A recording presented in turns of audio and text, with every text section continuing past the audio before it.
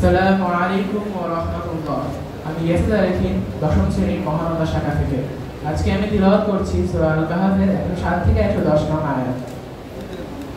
আউযু বিল্লাহি মিনাশ শাইতানির রাজীম। বিসমিল্লাহির রাহমানির রাহিম। ইন্নাল্লাযীনা আমানু ওয়া আমিলুস সালিহাতি كانت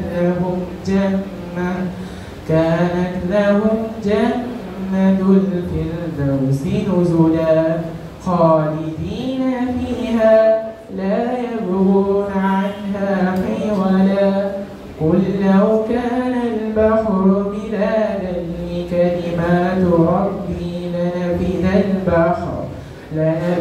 البحر قبل أن تنفد كلمات ربي ولو جئنا بمثله مددا قل إنما أنا بشر مثلكم يوحى إلي أنما إلهكم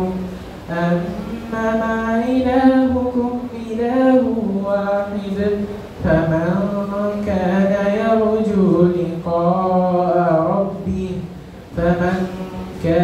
يرجو لقاء ربه فليعمل عملا صالحا ولا يشرك بعبادة ربه أحدا।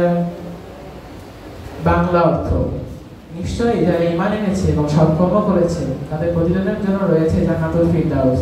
সেখানে তারা চিরস্থায়ী হবে এবং তারা সেখান থেকে স্থানান্তরিত হতে চাইবে না। বলুন, হে নবী, আমার রবের কথা লেখার জন্য যদি সমুদ্রও পরিণত হয় কালিতে, তবুও তা আমার রবের কথা লেখা শেষ হওয়ার আগেই শেষ হয়ে যাবে। যদিও আরো একটি সমুদ্র তার সাহায্যার্থে আনি, তবুও। বলুন, হে নবী, আমি তোমাদের মতো একজন মানুষ। আমার নিকট ওহী নাযিল হয়েছে যে তোমাদের মাবুদ একজনই।